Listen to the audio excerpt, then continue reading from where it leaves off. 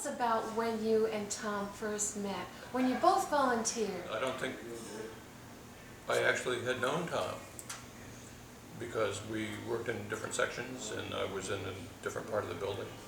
And I knew his boss, Bill Yost. He was the chief of the radar branch, but I was in a totally different section. So probably the first time we met was that time Bill Yost got a group of us and took us all out to Monroe's. You know, it's kind of like Tom described in the book. We went out to Monroe's and, you know, Tom volunteered in return for picking Bob's brain, and I volunteered shortly thereafter, and nobody else was brave enough to leap off the cliff, so to speak. What's the first thing Bob asked you to do when you first got together? Oh, I don't have a clue. This would just be a guess because I've lost a lot of brain cells. We probably just talked about some of his experiences and you know, described our background and expertise and talents and things like that, because Tom had a lot of physics hands-on experience, and I had a lot of electronics under my belt. So we just told them about us and then got a tour of the lab. The lab was actually a house trailer, you know, one of those 43-foot long house trailers up on cement blocks at the edge of the pasture where all the cows were. So it wasn't, you know, like a Silicon Valley laboratory. It was an old house trailer that he picked up someplace, probably at a poker match. Had a few rooms, and so, you know, we got to work trying to set up a section as the control room, where we, you know, brought in a lot of audio equipment that Bob had from his work. Tape players and recorders and microphones and all that, and there were 3 other rooms which we turned into, as best we could, soundproof, sort of shielded rooms, and we ran all the wires under the rugs. So we had water beds in each of the rooms, and we had it all blacked out. We had earphones in each one, and then we had a microphone hanging from the ceiling right over us. And you know, Bob would talk to us, and he'd been experimenting with different progressive relaxation, you know, kind of like hypnosis induction techniques. So he would get us to really relax, and he'd play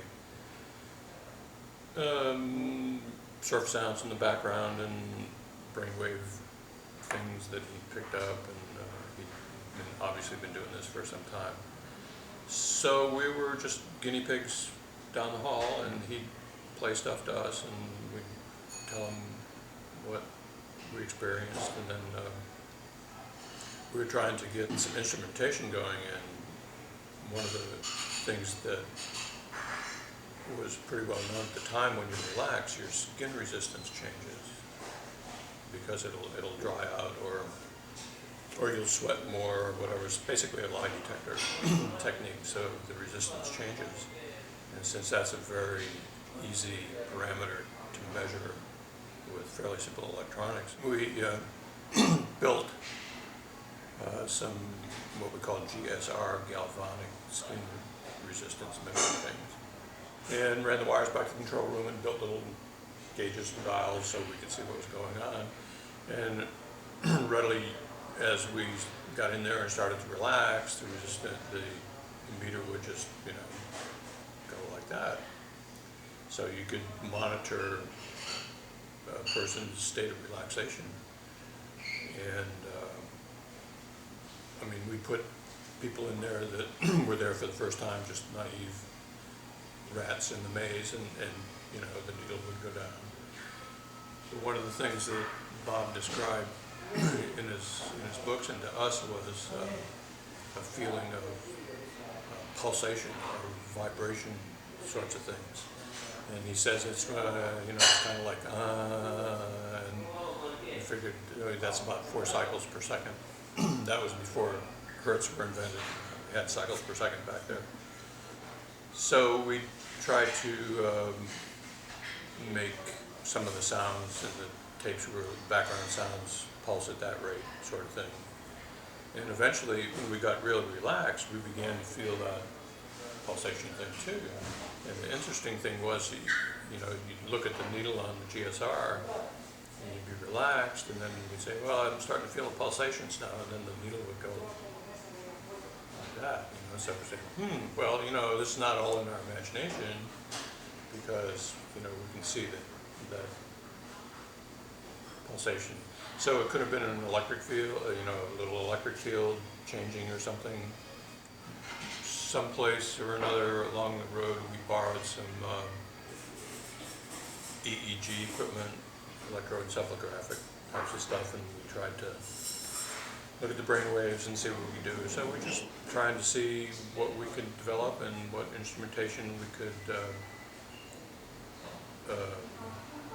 think of that might give us some objective way of assessing our state of consciousness or whatever.